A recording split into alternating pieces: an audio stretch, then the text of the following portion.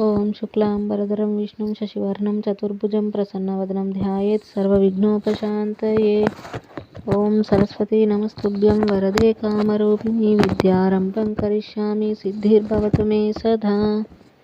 ఓం గురుర్బ్రహ్మా గురుర్విష్ణుః గురుర్దేవో మహేశ్వరః గురుః సాక్షాత్ పరబ్రహ్మ తస్మై శ్రీ గురవే నమః. మనం యోగ వాసిష్టం అనే గ్రంథంలో నిర్వాణ ప్రకరణంలో పూర్వార్ధ భాగాన్ని పూర్తి చేసుకొని ఉత్తరార్ధ భాగాన్ని ప్రారంభించుకోబోతున్నాము. రఘునాథాయ నాథాయ సీతాయా పతయే నమః. శ్రీ వశిష్ఠ రామ సంవాదము నిర్వాణ ప్రకరణం ఉత్తరార్ధం. అందులో మొదటి భాగం ఉత్తరార్ధ ప్రథమ విభాగ ప్రకరణ పరిచయం. అందులో మొదటి అంశం సంకల్పరాహిత్యము. శ్రీరాముడు: హే వశిష్ఠ మహర్షి, ముముక్షు వ్యవహార స్థితి ఉపశమన నిర్వాణ పూర్వార్ధం ప్రకరణల వరకు మీరు మహత్తరమైన ఆత్మనిర్వచన సంబంధమైన అనేక విశేషాలు మాకు ప్రబోధించారు. మీ ప్రవచనం మహాద్భుతమైనదనటంలో సందేహమే లేదు. మీ అమృత వాక్కులు ఇంకా ఆస్వాదించాలని, మోక్ష సాధకులకు మహనీయులు మరికొన్ని కథన విశేషాలు వినాలని మా ఉత్సుకత మరింతగా కొనసాగుతూనే ఉన్నది. మన ఈ సంవాదం మరిన్ని తాత్విక విశేషాలు లోకములకు ప్రకటించడానికి వీలుగా కొన్ని ప్రశ్నలతో ప్రారంభించితే బాగుంటుందని నా మనవి. శ్రీ వశిష్ఠ మహర్షి: మంచిది, అట్లే అగుగాక. శ్రీరాముడు: ఈ జీవుడు బ్రహ్మానందానుభూతికి అర్హత సంపాదించుకోవటానికి గాను రెండు అతి ముఖ్యమైన సందేశాలు మాకు గతానుగతంగా ప్రసాదిస్తూ వచ్చారు. ఒకటి నైష్కర్మ్య సిద్ధి, రెండు అహంకార కల్పన త్యాజ్యం. అయితే మహర్షి, నైష్కర్యం చేతను దేహాదులందు ఏర్పడే అహంకార కల్పనను త్యజించడం చేతను ఈ దేహం శీఘ్రంగా నేలవరాలే అవకాశం లేదంటారా? అట్లా అయితే జీవించడం అనేది ఎట్లా సిద్ధిస్తుంది? అట్టి సిద్ధ త్యాజ్యం ఆశ్రయించిన వాడు అనివార్యమగు లోక వ్యవహారంలో నిర్వర్తించడం ఎట్లా? జీవిస్తూ ఉండగా వ్యవహార త్యాజ్యం, కల్పనా త్యాగం అనేది కుదురుతాయా? కుదిరినప్పటికీ లోక వ్యవహారం దృష్ట్యా అది ఉచితమేనంటారా? కల్పనా త్యాగికి జీవితం దుర్భరం కాదా? శ్రీ వశిష్ఠ మహర్షి: ఓ రామచంద్ర, జీవించే వానికే కల్పనలు అనేది ఉంటుంది. జీవించని వానికి కల్పనలు అనేది ఏముంటుంది? కాబట్టి జీవించే వానికి కల్పనా త్యాగం అనేది తగుతుంది. అయితే ఆ అహంభావ కల్పన గురించి మున్ముందుగా ప్రస్తావించుకుందాం విను. పరిచ్ఛిన్నమైన ఈ దేహాదుల పట్ల ఈ శరీరమే నా స్వరూపం అను అభిప్రాయం కలిగి ఉండడం అహంభావన అని చెప్పబడుతూ ఉంటుంది. ఒకడు తన పట్ల తదితరుల పట్ల కూడా అపరిచ్ఛిన్నమగు బ్రహ్మభావన నిర్వర్తిస్తూ ఉంటే అది కల్పన త్యాగం అని అంటున్నారు. అదే నిరహంకారం కూడా. కల్పన గురించి పరిశోధించి ఉన్న విజ్ఞులు పరిచ్ఛిన్నమైనట్లు కనిపిస్తున్న ఈ వేరు వేరు దేహాలను చూస్తున్నప్పుడు నేను వేరు, అతను వేరు, నీవు వేరు అను రూపంలో ఉండే పరిచ్ఛిన్న భావనను ఆశ్రయించటమే అహంకారం. అంతటా ఏకమైన బ్రహ్మాకాశం యొక్క సత్తను భావించుటను కల్పనా త్యాగం అని అంటున్నారు. సంకల్పం అంటే దేహం మొదలైన పరిచ్ఛిన్నమైన దృశ్య వస్తువులను చూస్తున్నప్పుడు ఈ కనబడే రీతిగా ఇవన్నీ సత్యమే అనురూపమైన అభిమానం. సంకల్ప త్యాగం అంటే ఈ కనబడే వస్తువులు, దేహాలు పంచభూతాల వికారమే కదా. కాబట్టి వేరువేరు అనబడేదంతా సత్యం కాదు, సమస్తము బ్రహ్మాకాశం మాత్రమే అనే ఎరుక కలిగి ఉండటం. ఇంకొక విధంగా చెప్పాలంటే పదార్థాల పట్ల ఏర్పడే అనురాగపూర్వకమైన స్మరణయే సంకల్పం. అట్టి స్మరణ లేక విషయ చింతన లేనప్పుడు ఆ స్థితిని మోక్షమని పిలుస్తున్నారు. ఈ స్మరణ అనేది ఇతఃపూర్వం చూచిన, చూడని, అనుభవించని విషయాల పట్ల కూడా ఏర్పడి ఉండటం జరుగుతుంది. అట్లా అనుభవించని ఉభయ విషయాలను అటుండనిచ్చి బ్రహ్మం కంటే అన్యమైన సమస్త వృత్తులను శీఘ్రంగా విస్మరించి బ్రహ్మమునందే లీనుడై ఉండేవాడు మోక్షస్వరూపుడు అవుతున్నాడు. కనుక ఓ రామచంద్ర, అంతరంగంలో సర్వదృశ్య వ్యవహారంలో వాటి అనేకత్వాదులు విస్మరించి ఉండు. అయితే ఇక ఈ అవశ్యం నిర్వర్తించవలసి ఉన్న కార్యక్రమంలో విషయం అంటావా? సగం నిద్రిస్తున్న బాలుని వలె బ్రహ్మమునకు అన్యమగు భావనతో అంతర్వృత్తులను ఆయా పనులలో ఉపయోగించే ఉపకరణముల వలె గమనిస్తూ ఉండు. నీవు దేనికి కారణం కాకుండానే ఆయా వృత్తులే నిర్వచించబడే క్రియాదులకు కారణమై ఉండుగాక. నీవు వాటికి కారణం కావద్దు. సంస్కారములకు కూడా ఆవలగల నీ స్వస్వరూపం అవధరించి ఉండటం అభ్యసిస్తూ ఉండు. కుమ్మరివాని చక్రం ఎట్లా తిరుగుతోందో అట్లే సంస్కారాలు జగత్క్రియలను నిర్వర్తించునుగాక. నీవు ఆ సర్వక్రియలకు సర్వదా అతీతత్వం వహించి ఉండు. వాసనారహితుడవై నిర్మల చిత్తంను సంతరించుకున్నవాడవై ఆ నీ చిత్తం యొక్క అల్ప విభాగంను ఒక పరికర మాత్రంగా గ్రహించి ప్రవాహ పతితంలో ఆయా కార్యములను నిర్వర్తించు. ఎచ్చటైతే సమస్త బ్రహ్మాండం యొక్క ఆధిపత్యం కూడా తృణప్రాయంగా గోచరిస్తుందో అట్టి పరమపదం సంకల్పరహితుడవై ఉన్నంత మాత్రం చేతనే లభించగలదని గుర్తు చేస్తున్నాను. సంకల్పరహితుడనై ఉంటే ఈ ప్రపంచంలో ఆయా క్రియలు నిర్వర్తించడం ఎట్లా అని ఎవరైనా అనుకుంటారేమో. ఓ జనులారా, ఒక బాటసారి కాళ్ళు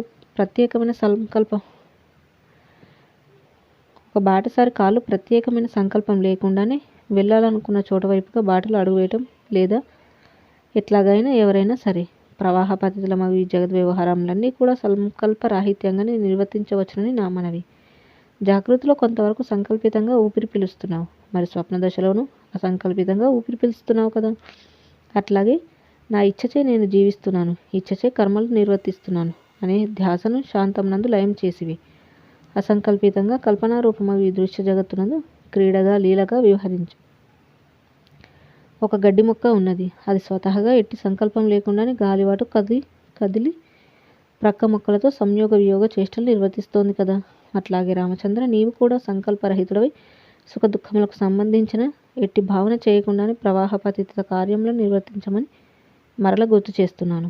తోలుబొమ్మలాటలో తోలుబొమ్మలు తమ యందు ఎట్టి రస వికారాలు లేకుండానే ప్రేక్షకులు మాత్రం శృంగారం మొదలైన భావనలు కలుగజేస్తున్నాయి చూచావా. అట్లాగే ఈ అవశ్య కర్తవ్యాల పట్ల అంతరంగంలో శృంగార సుఖ దుఃఖాది రసభావనలు పెంపొందించుకోకుండానే లోకానుకూలంగా సందర్భానుకూలంగా వ్యవహరించు. ఈ జగత్తును ఒక గొప్ప సుదీర్ఘ నాటక సన్నివేశంగా ఆస్వాదించు.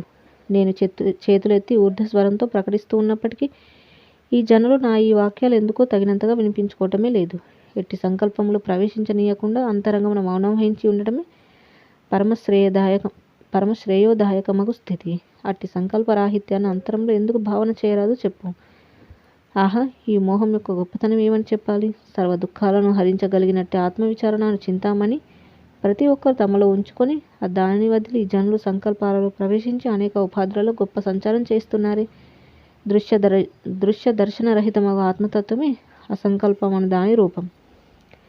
అట్టి సంకల్పరహితమగు స్వస్వరూపంతో తన్మయులై ఉండటం మాత్రం చేత పరమశ్రేయస్సు లభించగలదని ప్రకటిస్తున్నాను.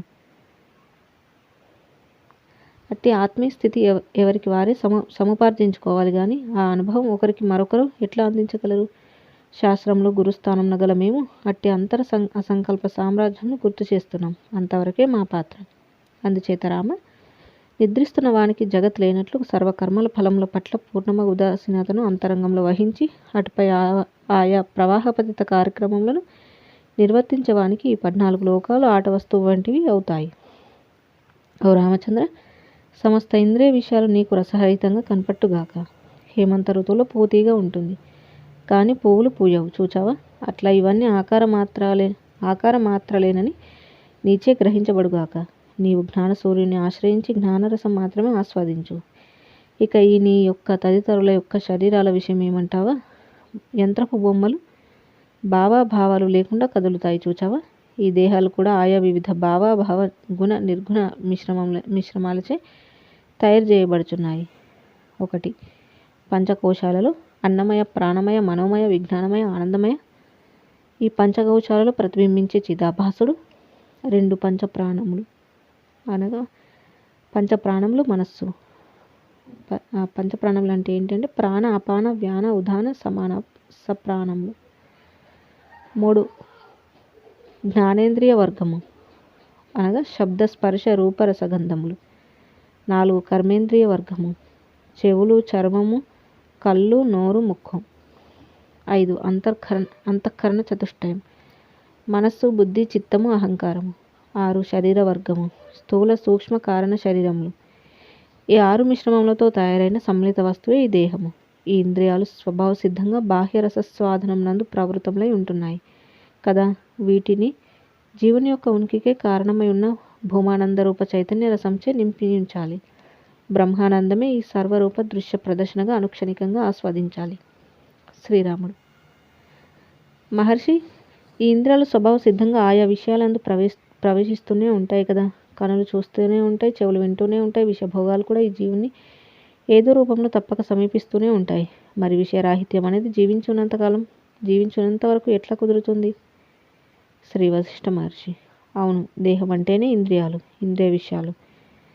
అయితే ఇంద్రియాలను స్వప్రయత్నం చేత ఇంద్రియ విషయాల నుండి నివారించడం అనగా ఏమో వివరిస్తాను. సూక్ష్మగ్రాహివై విను. ఇంద్రియ విషయములపై వినియోగించే సందర్భంలో ఇష్టం అయిష్టం అనే రూపంలో ఒకానొక వృత్తి అంతరంగంలో ఏర్పడుతుంది. ఆ వృత్తియే క్రమంగా యావృత్తిగాను, సంస్కారాలుగాను, చిత్త ప్రవృత్తిగాను రూపుదిద్దుకుంటుంది. కనుక ఇంద్రియజన్యమైన విషయరసం నందు నీవు వృత్తి లేక అనురాగం కలిగి ఉండకపోతే ఇక అప్పుడు నీవు విషయభోగం పొందినా పొందకున్నా సంసారం యొక్క అనర్థం నీ పట్ల శమించే ఉంటుంది. వృత్తి యొక్క ఉత్పత్తి స్థానం సంకల్పం అయి ఉన్నది. కనుక సంకల్పరహితుడవై ప్రసరిస్తున్నప్పుడు తారసపడే వస్తువుల పట్ల వాయువు ఎట్టి భావన పొందనట్లు, దహిస్తున్నప్పుడు అగ్ని ఎట్టి అయిష్టం పొందనట్లు, యంత్రం పనిచేస్తున్నప్పుడు లాభాలాభాల ప్రవృత్తి కలిగి ఉండనట్లు, జలం ఎట్టి భావ వికారాలు పొందనట్లు నీవు కూడా ఉండు. ఈ జీవుడు ప్రవాహపతిత కర్మలందు అధ్యస్థమై ఉన్నప్పుడు నేనే వీటికి కర్తను అనే రూపంలో ఉండే కర్తృత్వ వాసన లేకపోవటమే జన్మ అనే జ్వరానికి గొప్ప నివారణోపాయమై ఉన్నది. నేను జన్మించువాడను అన్న భ్రమ తొలగాలంటే, జన్మలకు అతీతం అప్రమేయమగు స్వస్వరూపం ఆస్వాదించాలంటే కర్తృత్వ భ్రమ ముందుగా తొలగాలి. ఓ ప్రియజనులారా, మీలో ప్రతి ఒక్కరూ విషయరస అనురాగ నివృత్త స్థితికి సర్వదా అర్హులే. వాసనారహితులై సంకల్పవర్జితులై ఒక చక్రం వలె భ్రమణం పొందుతూ ఆయా వస్తువులను తాకుచున్నట్లు నిజ కర్మలందు చేష్టలను సలుపుచుని మెల్లమెల్లగా కర్మఫలం నందు గాని కర్మఫల త్యాగం నందు గాని ఆసక్తి ఉండకుండా గాక కర్మలను త్యజించండి లేక ఆశ్రయించండి. అయితే ఆసక్తిని త్యజించండి. కర్మఫలాసక్తి లేనప్పుడు కర్మలను త్యజించిన ఆశ్రయించిన అందులో మీ పట్ల విశేషమేమీ ఉండదని గ్రహించండి. ఈ విషయమై మనం పెద్దగా చెప్పుకోవాల్సిన పనేమీ లేదు. సంక్షిప్తంగా ఒక్క మాట చెప్పుచున్నాను, విను. సంకల్పమే మనస్సు యొక్క బంధం. అట్టి సంకల్పం లేకపోవటమే ముక్తి. ఈ ప్రపంచంలో ఎక్కడా కూడా చేయతగనిది అంటూ ఏదీ లేదు. ఎందుకంటే ఈ సమస్తం శివమై, యజమై, శాంతమై, అనంతరూపమైనట్టి బ్రహ్మరూపమై ఉన్నది కదా. కాబట్టి ఓ రామచంద్ర, ఈ జగత్తు నీ పట్ల ఏర్పడకముందే ఏ విధంగా ఆత్మస్వరూపుడవై ఉన్నావు, ఇప్పుడు కూడా అట్లే ఆత్మారాముడని నిరభ్యంతరంగా సర్వత్రా స్థితి కలిగి ఉండు. సమస్త కర్మలయందును నిష్క్రియమగు బ్రహ్మతత్వమును గాంచు. నిష్క్రియమగు బ్రహ్మమునందు ఈ అవశ్య కర్తవ్యములన్నింటినీ గాంచుచుండు. యథార్థ చిద్రూపుడవై శాంతముగాను, శివరూపముగాను, సుఖస్వరూపుడవుగాను సర్వత్రా ఏర్పడి ఉండు. జై శ్రీరామ్. ఈ విధంగా సంకల్పరాహిత్యం అనే మొదటి అంశాన్ని గురించి తెలియజేశారు. సంకల్పం అనేది లేకపోవడమే మోక్షము, సంకల్పాలు కలిగి ఉండడం అనేది బంధము అనే విషయాన్ని తెలియజేస్తారు. వాటి గురించి విపులంగా వివరించడం అనేది చూసాము. ఇక తర్వాతి అంశము 2, యోగం అంటే ఏమిటి? యోగం అంటే ఏమిటి? దృశ్య దర్శనాతీతమగు ఆత్మతత్వంను అనుసంధానం చేయటమే యోగము అని శబ్దము ఉద్దేశిస్తున్నది గ్రహించు.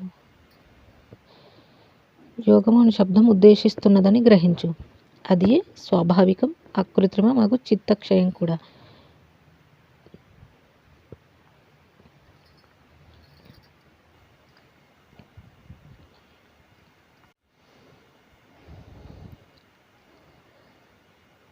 కాబట్టి ఆత్మయందు ఎప్పటి అట్లే తన్మయుడవై ఆత్మారాముడవై విలయము. ప్రతి ఒక్క జీవుని ఆత్మరూపం సమమై, శాంతమై, శివమై, సూక్ష్మమై, ద్వైత్యైక్యవర్జితమై, సర్వవ్యాపకమై, అనంతమై, సమస్తానికి పరమశుద్ధమై ఉన్నది. అట్టి ఆత్మరూపమునకు ఎవడు ఎట్లా భేదాన్ని ఆపాదించగలడు? ఓ రామచంద్ర, ఎడారి ఇసుకలో గడ్డి మొలుస్తుందా? అట్లాగే నీ నిర్మల ఆత్మ స్వభావంలో సంకల్పం అనునది ఉదయించదు. ఒకవేళ ఉదయించినా అది లీలా మాత్రమే. ఇచ్ఛ అనగా అభినివేశం ఉన్నప్పుడే సంకల్పం ఉన్నట్లు గ్రహించు. సంకల్పరహితుడగు శాంత పురుషుడు తాను జీవించకుండుట చేత గాని ఈ ప్రపంచంలో ఏదైనా కార్యం నిర్వర్తించుట చేత గాని నిర్వర్తించకుండుట చేత గాని ఎట్టి ప్రయోజన నిష్ప్రయోజనాలను గాంచడం. నీ అంతఃకరణము ఇది కర్మ అది అకర్మ అనే ఉభయ భావాలు శమించి ఉండునుగాక. అనివార్యంలగుచున్న ఉభయ స్థితుల పట్ల నిరంతరం ఆత్మానుభవం అనే అభేద స్థితిని నీ అంతరంగమును సంతరించుకొని ఉండుగాక. ఆత్మరాముడవగు నీకు కర్మ కర్తృత్వం భోక్తృత్వం అకర్మ ఇవేవి ఆపాదించబడజాలకుండునుగాక. ఓ రామచంద్ర, ఎవరికైనా సరే ఈ దేహంలందు అహం మమ అనే అభిమానం ఉన్నదా, ఇక ఆ జీవుని దుఃఖాదులు తొలగే అవకాశమే లేదు. దేహాదులందు ఆత్మాభిమానం లేనివాడు ముక్తికి అత్యంత వేగంగా అర్హుడవుచున్నాడు. ఓ సర్వజనులారా, ఇట్లు ఒకటి దేహాభిమానము, రెండు దేహాభిమాన రాహిత్యము అను ఈ రెండింటిలో మీకు ఏది శ్రేయోదాయకమో పరిశీలించి ఆపై దానిని ఆచరించవలసినదిగా నా మనవి. అసలు ఈ అహం మమ అనేవి మొదలే లేవని గ్రహించండి. లేని దానిని పట్టుకొని వ్రేలాడడం అనుచితం కాక మరేమిటి? ఏదైతే ఉన్నదో అది కేవలం పరమశివ రూపమై ఉన్నది. ఎందుకంటారా? ఆనంద ఘనమైనట్టి శివరూపమగు పరమాత్మ కంటే భిన్నంగా ఏదైనా దృశ్యం కనిపిస్తూ ఉంటే అదంతా అవస్తువే సుమ. ఆభరణం కంటే బంగారం వేరా? ఈ కనబడే జగత్తంతా కూడా ఆత్మకు భిన్నమైన అనుభవం పొందకపోవడమే దీని యొక్క నాశనం లేక ఉపశమనం. అట్లు జాగ్రత్త రహితమైనప్పుడు శేషించేది ఏదైతే ఉన్నదో అదే పరమార్థమగు సత్యస్వరూపమై ఉన్నది. జై శ్రీరామ్. ఈ విధంగా యోగం అంటే ఏమిటి అనేదాన్ని మనకు తెలియజేస్తున్నారు. ఈ మనకు కనబడే దృశ్యాన్ని దర్శనాతీతమగు ఆత్మతత్వము రెండింటిని అనుసంధానం చేయడమే ఆ యొక్క యోగం యొక్క ఉద్దేశం అని తెలియజేస్తారు. ఇక తర్వాతి అంశం మూడవది, కర్మ అంటే ఏమిటి? శ్రీ వశిష్ఠ మహర్షి: ఓ రామచంద్ర, ద్వైత ఏకత్వరహితం మననవర్జితం పరమశాంతం అయినట్టి ఆత్మే ఈ జగద్రూపంగా నెలకొని ఉన్నది. మట్టి బొమ్మలన్నీ తయారైనది మట్టితోనే కదా, అట్లాగే ఈ జగత్తంతా శివమయమే అయి ఉన్నది. ఈ కాల అకార క్రియ శబ్ద శక్తి సందర్భ సహితమగు మనోబుద్ధి చిత్తాహంకారాలుగా కనబడేదంతా కూడా చిన్మయమే అయి ఉన్నది. బొమ్మలన్నీ ఒకే మట్టి చే తయారు చేయబడి ఉండగా ఇక ఆ బొమ్మలలో శత్రు సైన్యం మిత్రు సైన్యం రాజు మంత్రి ఆయుధం ఏనుగు ఈ భేదాలన్నీ ఎక్కడున్నాయి? ఈ కనబడేదంతా శివమనే ఒక మట్టితో తయారు చేయబడింది. ఇదంతా కూడా శివమయమై అనంత చిద్రూపమై వెలుగుచుండగా ఇక ఇందులో రూపం అరూపం ఆ రూపం యొక్క అవలోకనం చేయు మనస్సు ఇవన్నీ ఎక్కడున్నాయి? ఏది దేనిని ఎట్లా చూస్తోంది? ఓ రామ, ప్రమాత ప్రమేయము ప్రమాణము అనగా ఒకటి తెలుసుకునే ఆయన, రెండు తెలియబడేది, మూడు దేని చేత తెలియచున్నదో అయ్యది. ఈ మూడు కూడా శివపంకమయములే. పంకం అంటే మట్టి మూల పదార్థం. అంతేకాదు శివపంకమయములే. అంతేకాదు ఈ కనబడే దేశ కాలాలు దిక్కులు ఇక్కడి భావ అభావ వివర్తాదులు ఇవన్నీ శివ తన్మయములేనయ్యా. అందుచేత ఇక్కడ కానీ మరెక్కడ కానీ సారభూతమైనది పరమేశ్వరుడు మాత్రమే. అందుచేత ప్రియరామచంద్ర, సారభూతమైన పరమేశ్వరుడు ఒక్కడే ఉన్నాడు. అతనికి భిన్నంగా నీవు నేను మొదలైన వివర్తనములు ఏవీ లేనే లేవు. అందుచేత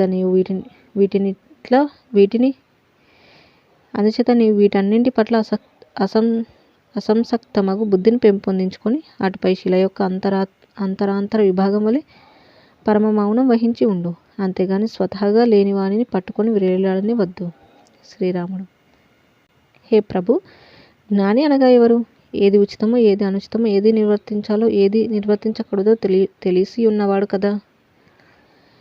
శ్రీ వశిష్ఠ మహర్షి: ఓ శ్రీరాముడు, ఈ అహం మమ ఇత్యాది దృశ్య సమూహంలోని అసద్రూపమే అని ఎరిగిన జ్ఞానికి త్యజించవలసిన అశుభకర్మలేముంటాయి? నిర్వర్తించవలసిన శుభకర్మలేముంటాయి? ఎందుకంటే నేను నావి అనేవే లేవు అని కదా అతని అవగాహన. మీ ఉద్దేశంలో శుభకర్మలు అశుభకర్మలు లేవనా? శ్రీ వశిష్ఠ మహర్షి: ఓహో, ఉచిత అనుచిత కర్మలు ఉన్నాయా లేవా అన్న నీ ప్రశ్న అయితే ఉచిత అనుచిత కర్మలు ఉన్నాయా లేవా అని నీ ప్రశ్న అయితే నిన్ను కర్మల విషయమై కొన్ని ప్రశ్నలు అడుగుతాను. నీ అనుభవాన్ని అవగాహనను దృష్టిలో ఉంచుకొని నీవు ఏమని అనుకుంటున్నావో అది సమాధానంగా నీకు ఏమి అనిపిస్తే అది చెప్పు. 1 కర్మ అంటే ఏమిటి? 2 కర్మ అన్నది ఎంతవరకు విస్తరించి ఉన్నది? 3 కర్మ అనబడే దాని మూలమేమిటి? 4 కర్మ అనబడు దాని యొక్క ఏ విభాగం నిపుణతతో నశింపజేయవలసి ఉన్నది? 5 అట్టి నశింపజేయవలసి ఉన్న అంశం ఏదైతే ఉన్నదో దానిని నశింపచేయటానికి నీ ఉద్దేశంలో ఉపాయములు ఏమిటి? శ్రీరాముడు: వైద్యులు అడిగే ప్రశ్నలన్నింటికీ రోగి తన అనుభవములన్నీ సత్యంగా చెప్తేనే ఉత్తమ ప్రయోజనం కదా. మీరు అడిగిన ప్రశ్నలకు నాకు ఏమని తెలియవస్తుందో అది సమాధానంగా చెప్తాను, వినండి. ఏదైతే అనగా ఈ కర్మ వ్యవహార విభాగం అయితే నిపుణతతో నశింపజేయవలసి ఉన్నదో దానిని మూలఛేదంగా నశింపజేయాలి కానీ కొమ్మలు మాత్రమే నరికితే ఏం ప్రయోజనం? మరలా అది ఎప్పుడూ చిగురిస్తుంది కదా. బుద్ధిమంతుడైన వాడు తన యొక్క శుభ అశుభ కర్మల రెండింటిని నశింపజేసుకోవలసి ఉన్నదని నా అభిప్రాయం. అసలు ఈ కర్మల యొక్క మూలం ఎక్కడ ఉన్నదో కనిపెట్టి ఆ మూలంని నశింపజేయాలి.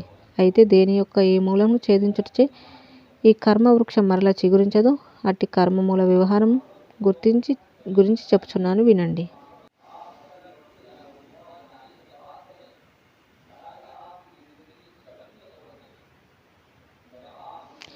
ఈ దేహమే కర్మవృక్షంగా ప్రకటితమై ఉన్నది.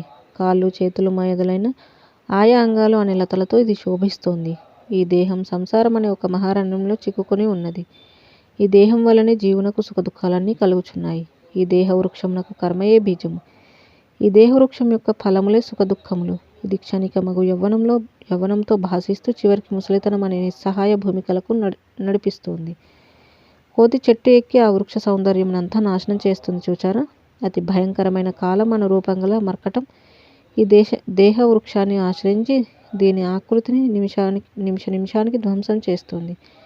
ఆలోచనలే ఈ దేహ వృక్షపు చిగుళ్ళు.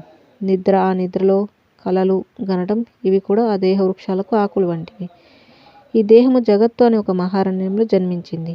భార్య, భర్త, కొడుకులు తదితరులకు అయిన వాళ్ళు కాని వాళ్ళు అనబడే సంబంధాలే ఈ దేహ వృక్షం ప్రక్కన మొలిచిన గడ్డి ముక్కలు.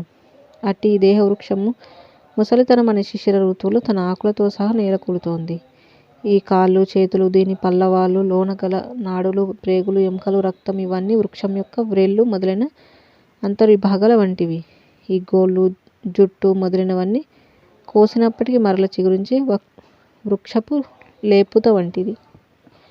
కర్మ ప్రవాహ పరంపరయే ఈ దేహ రూపంలో వికసితమవుచున్నది. కర్మేంద్రియాలే ఈ దేహ వృక్షపు మూలాలు. ఆ కర్మేంద్రియాలు దేహంలో ప్రవేశించి అన్నరసం చేత ప్రవృద్ధమవుచున్నాయి. అయితే ఈ కర్మేంద్రియాలకు మూలం జ్ఞానేంద్రియములై ఉన్నాయి.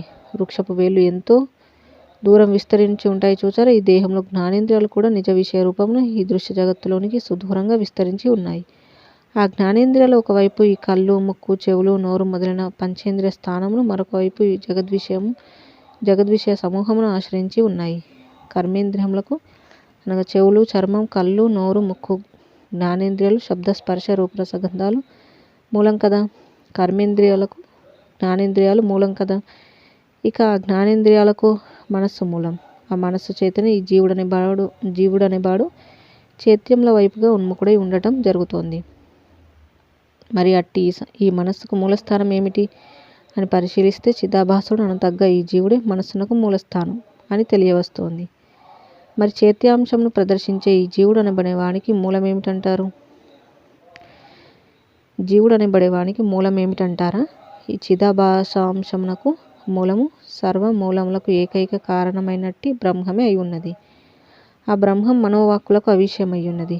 అనంతం, శుద్ధం, సత్యం అయి ఉన్నది. ఆ బ్రహ్మమునకు మరొక మూలమంటూ ఏదీ లేదు. కనుక మహర్షి చైతన్యం విషయోన్ముఖమైనప్పుడు ఆ విషయోన్ముఖ చైతన్యమే సమస్త కర్మలకు మూలమై ఉన్నది. ఆ చైతన్యం తన నుండి బయలువడిన అహంకారంతో తాదాత్మ్యం పొందినదైనప్పుడు క్రియారూపముగా స్పందనం బయలువెడుతుంది. ఆ విధంగా కర్మలు, కర్మఫలములు, కర్మఫల జనిత తదనంతర కర్మలు ఒకదానిని అనుసరించి మరొకటి గొలుసులోని కొక్కెం వలె ఏర్పడి ఉంటున్నాయి. ఓ మునీంద్ర, సమస్త కర్మలకు ఆదియగు బీజం జీవచైతన్యమే అయి ఉన్నది. ఎందుకంటే జీవచైతన్యం ఉంటే కదా ఈ దేహం ఉండేది. ఈ దేహం ఉంటే కదా కర్మలు ఉండేవి. అట్టి ఈ జీవచైతన్యం అహంకారాదులతో కూడి నేను ఈ కర్మలకు కర్తయగు చైతన్యమును అను భావంతో కూడి ఉన్నప్పుడు అట్టి కూటమియే కర్మలకు బీజమవుచున్నది. జీవచైతన్యం అకర్తృత్వం వహించి ఉన్నప్పుడు అదే పరమపదం రూపమగు సత్తు అయి ఉన్నది కూడా.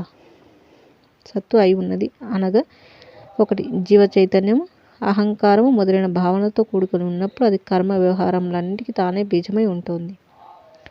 2, జీవ చైతన్యము అహంకారాదులన్నింటికీ విభిన్నమైన శుద్ధ చిద్రూప భావనను కలిగి ఉన్నప్పుడు అదే పరమపద రూపము లేక బ్రహ్మము అయి ఉంటుంది. కాబట్టి ఈ దేహాదులకు సంబంధించిన అహంభావం యొక్క భావనే కర్మలకు బీజ కారణమై ఉన్నదని నా ఉద్దేశం. స్వామి, ఇప్పుడు నేను చెప్పిన విశేషాలన్నీ మీరు ఇతపూర్వమే చెప్పి ఉన్నారు. మీ బోధన అనుసరించి నా బుద్ధికి కూడా అవును కాదా అని తోచుటచే మీ ప్రశ్నకు సమాధానంగా ఇప్పుడు చెప్పడం జరిగిందని నా మనవి. శ్రీ వశిష్ఠ మహర్షి: సరే, నీవు చెప్పినదంతా దృష్టిలో పెట్టుకుని ఈ కర్మ బీజం విషయమై మరికొంత పరిశీలిద్దాం. ఎంతవరకైతే ఈ ఉపాధి ఉంటుందో అంతవరకు జీవ చైతన్యమునకు అహంకారము, ఆ అహంకారంను ఆశ్రయించి కర్మ వ్యవహారం ఉంటాయి కదా. కనుక దేహం ఉన్నంత వరకు కర్మలు అనేవి ఉంటూనే ఉంటాయి. నీవు చెప్పినట్లు ఈ జీవ చైతన్యం ఏ దృశ్యం వైపుగా ఎట్లు ఉన్ముఖమవుతుందో అది దానిని అట్లే పొందుతుంది. ఆ దృశ్యం సత్యమా అసత్యమా, అది బాహ్యమా అంతరమా అనేది ఇక్కడ ప్రశ్న కాదు. జీవ చైతన్యం ఏ రూపంగా ఉన్ముఖమైతే ఆ రీతిగా అనుభవం పొందుతుంది. దేనిని ఎట్లా భావన చేస్తే అది అట్లా అది పొందుతుంది, అనుభవిస్తోంది కదా. అట్టి ఈ జీవ చైతన్యం దృశ్యం వైపుగా ఉన్ముఖం కాలేదనుకో, అప్పుడు అది సంసారం నుండి విడివడిపోవచ్చున్నది. ఇక సంసారం భ్రమ సత్యమా అనేది అప్రస్తుతమే అవుతుంది. అటువంటి విచారణతో పనేంటి? కాబట్టి ఈ జీవ చైతన్యమే వాసన, ఇచ్ఛ, మనస్సు, కర్మ, సంకల్పం మొదలైన ఆయా రూపములను తను తానే ప్రదర్శించుకుంటోంది. అది స్వయంగా భ్రమలను ఆశ్రయించి ఈ సంసారం యొక్క రూపమును వికసింపజేస్తుంది. ఒకడు జ్ఞాని అయి ఉన్నా కూడా అతనికి ఎంతవరకైతే ఈ దేహం ఉంటుందో అంతవరకు ఈ దేహ గృహంలో అతనికి చిత్తం అనేది ఉండియే ఉంటుంది. జీవించి ఉన్నంతవరకు చిత్తమును త్యజించుట ఎట్లా సాధ్యం కాదు. అయితే జ్ఞాని యొక్క జీవ చైతన్యం నేను అసంగమైన అద్వితీయమైన కూటస్థమైనట్టి స్వరూపము అను ఎరుకను, అనుభూతిని, అనుభవమును సంతరించుకొని ఉంటుంది. సర్వకర్మలకు ఆవల కర్మలన్నింటికీ సంబంధించని వాడేవనై శుద్ధ చిద్రూపుడనై నేను ఏర్పడి ఉన్నాను. అందుచేత కర్మ అకర్మలతో నాకు ప్రమేయం లేదు. నాహంకర్త నైవ కించిత్ కరోమి, నేనేమి చేయటం లేదు అని ఈ విధంగా నిష్క్రియమైన ఆత్మస్వభావ స్థితిచే చిత్రమును ఆక్రమించి వేసి ఉంటున్నాడు. తదితర జీవుల వలన ఆయా కర్మలు ఈ దేహంచే నిర్వర్తిస్తున్నప్పటికీ స్వస్వరూపం నందు అతనికి కర్మ యొక్క భావనే జనించదు. అతడు కర్మ అకర్మల వికల్పం త్యజించి వేసి ఉంటాడు. అట్టి జీవ చైతన్యం స్వయంగా అజమైనట్టి బ్రహ్మరూపంగా అయి తదానుకూల అనుభవమును అనిర్వచనీయంగా పొందుతూ ఉంటుంది. కర్మ అకర్మల వ్యవహారం త్యజించకుండా ఆ ఉభయాలకు అతీతత్వం సంతరించుకోకుండా ఒకడు ఈ శరీరమే కదా కర్మలకు మూలం, అందుకని ఈ శరీరాన్ని నిష్క్రియగా ఉంచుతాను అని తలచి శరీరంచే మాత్రమే విహిత కర్మలు త్యజించేవాడు ఎన్నటికీ కర్మత్యాగి కాలేడని జనులందరికీ గుర్తు చేస్తున్నాను. జ్ఞానబలం చేత ఈ దృశ్య ప్రతిభాస స్వయంగా లయించగలదు. అప్పుడు ఈ జగత్తు అనబడేది భావన మాత్రమే గాని స్వయంగా లేదు. అనురూపంగా ఉండే జగత్తు యొక్క అత్యంత అభావం సిద్ధించగలదు. అట్టి జగత్ అభావన మరియు అప్రమేయ అఖండ ఆత్మ భావనయే త్యాగం, అసంగం, మోక్షం అను శబ్దములచే ఉద్దేశించబడుచున్నది సుమ. సందర్భోనుచితంగా ఇక్కడ వేద్య అనగా తెలుసుకొనబడుచున్న విషయం, వేదనముల తెలుసుకొనుచున్న తత్వం లేదా చిదాభాస రూప చైతన్యం గురించి కొన్ని విషయాలు ప్రస్తావించుకుందాం. వేదనం ఉన్నప్పుడే అనగా తెలుసుకొనుచున్నది ఉన్నప్పుడే తెలియబడే విషయాలు అనేది ఉంటుంది. ఆ తెలుసుకొనుచున్న విభాగం ఎందులో బయలుదేరుతుంది? లేక తెలుసుకొనుచున్న విభాగమునకు ముందే ఉన్నదేమిటి? అది వేద్య దృష్టి కంటే కూడా సూక్ష్మమై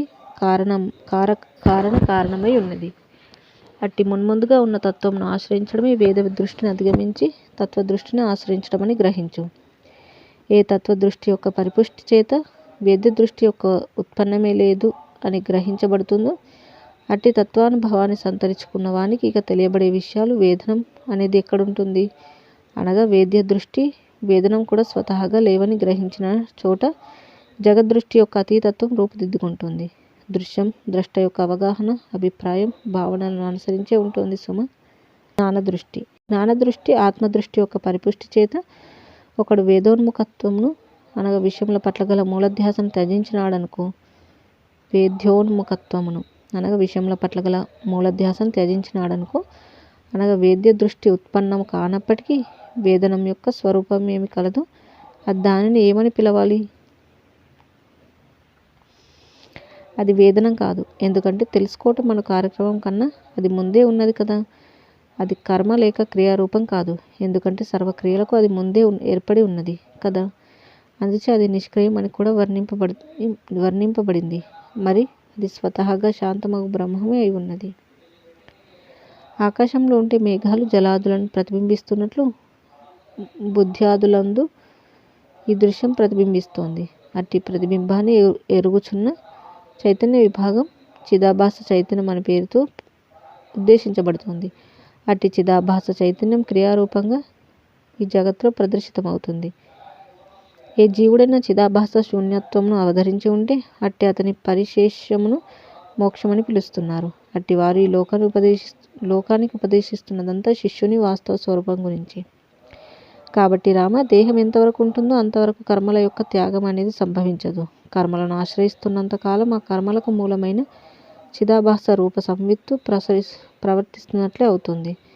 ఆ చిదాభాస సంవిత్తును సుసాధ్యం. ఆ చిదాభాస సంవిత్తును అధిగమించి పరిశీలిస్తే శుద్ధ సంవిత్తున మనకు ద్యోతకమవుతుంది. అట్టి అధిగమనం జ్ఞానబలమిచే సుసాధ్యం. శుద్ధ సంవిత్తు సర్వదా యథాతథంగా ఉండగానే దాని చిత్కల అనతగిన చిదాభాస సంవిత్తు అంతఃకరణమునందు వాసనలు కలిగి ఉంటుంది. అట్టి వాసనారూప సంవిత్తు కర్మలకు కర్తృత్వాదులకు కారణత్వం వహించి ఉంటుంది. ఎవడైతే చిదాభాస రూప సంవిత్తును దాని మూల జ్ఞానంతో సహా ఆత్మవిచారణ అను స్వప్రయత్నంచే యథార్థంగా ఎరుగుచున్నాడు, అట్టివాడు ఆ చిదాభాస స్వరూపంను అధిగమించి శుద్ధ చిద్రూపంను ఎరుగుచున్నాడు. చిదాభాస సంవిత్తును అనుసంధానం కావించకపోవటం అనే అభ్యాసంచే మాత్రమే చిదాభాస సంవిత్తు అధిగమించబడుతుంది. ఈతడే ఈ సంసార వృక్షమును మూలఛేదం కావించిన వాడవుచున్నాడు కనుక అవేదత్వమే మోక్షం. అవేదన విదుర్మోక్షం. ఓ రాఘవ, ఇక్కడే గాని మరెక్కడైనా గాని బ్రహ్మం ఒక్కటే ఉన్నది. అది చిదాభాస వర్జితమై మేఘ విభాగరహిత ఆకాశం వలె ఉన్నది. సజాతీయ విజాతీయ స్వగతాది భేదములు దానికి లేవు. చిదాకాశ రూపమై నిరామయమైనట్టి ఆ బ్రహ్మమే సమస్త చేతనముల యొక్క సారమని బ్రహ్మవేత్తలు ఎలుగెత్తి పలుకుచున్నారు. ముముక్షువులంతా అది శ్రద్ధగా విని అందు సూచించే అర్థసారాన్ని గ్రహించి తమ చిదాభాసాతీతమైన చిదాకాశత్వాన్ని గ్రహించి అనువర్తించెదరుగాక. జై శ్రీరామ్. ఈ విధంగా మనకి కర్మ అంటే ఏమిటి అనే విషయాన్ని గురించి విపులంగా వివరించడం అనేది చూసాము. ఇక మిగిలిన అంశాలు మళ్ళీ తెలుసుకుందాం. ఇంతటితో ముగించుకుందాం. జై శ్రీరామ్. కాయేన వాచా మనసేంద్రియైర్వా బుద్ధ్యాత్మనా వా ప్రకృతే స్వభావాత్ కరోమి యద్యత్ సకలం పరస్మై నారాయణాయేతి సమర్పయామి. స్వస్తి. ఓం తత్సత్. ఆ చిదాభాస సంవిత్తును అధిగమించి పరిశీలిస్తే శుద్ధ సంవిత్తున మనకు ద్యోతకమవుతుంది. అట్టి అధిగమనం జ్ఞానబలమిచే సుసాధ్యం. శుద్ధ సంవిత్తు సర్వదా యథాతథంగా ఉండగానే దాని చిత్కల అనతగిన చిదాభాస సంవిత్తు అంతఃకరణమునందు వాసనలు కలిగి ఉంటుంది. అట్టి వాసనారూప సంవిత్తు కర్మలకు కర్తృత్వాదులకు కారణత్వం వహించి ఉంటుంది. ఎవడైతే చిదాభాస రూప సంవిత్తును దాని మూల జ్ఞానంతో సహా ఆత్మవిచారణ అను స్వప్రయత్నంచే యథార్థంగా ఎరుగుచున్నాడు, అట్టివాడు ఆ చిదాభాస స్వరూపంను అధిగమించి శుద్ధ చిద్రూపంను ఎరుగుచున్నాడు. చిదాభాస సంవిత్తును అనుసంధానం కావించకపోవటం అనే అభ్యాసంచే మాత్రమే చిదాభాస సంవిత్తు అధిగమించబడుతుంది. ఈతడే ఈ సంసార వృక్షమును మూలఛేదం కావించిన వాడవుచున్నాడు కనుక అవేదత్వమే మోక్షం. అవేదన విదుర్మోక్షం. ఓ రాఘవ, ఇక్కడే గాని మరెక్కడైనా గాని బ్రహ్మం ఒక్కటే ఉన్నది. అది చిదాభాస వర్జితమై మేఘ విభాగరహిత ఆకాశం వలె ఉన్నది. సజాతీయ విజాతీయ స్వగతాది భేదములు దానికి లేవు. చిదాకాశ రూపమై నిరామయమైనట్టి ఆ బ్రహ్మమే సమస్త చేతనముల యొక్క సారమని బ్రహ్మవేత్తలు ఎలుగెత్తి పలుకుచున్నారు. ముముక్షువులంతా అది శ్రద్ధగా విని అందు సూచించే అర్థసారాన్ని గ్రహించి తమ చిదాభాసాతీతమైన చిదాకాశత్వాన్ని గ్రహించి అనువర్తించెదరుగాక. జై శ్రీరామ్. ఈ విధంగా మనకి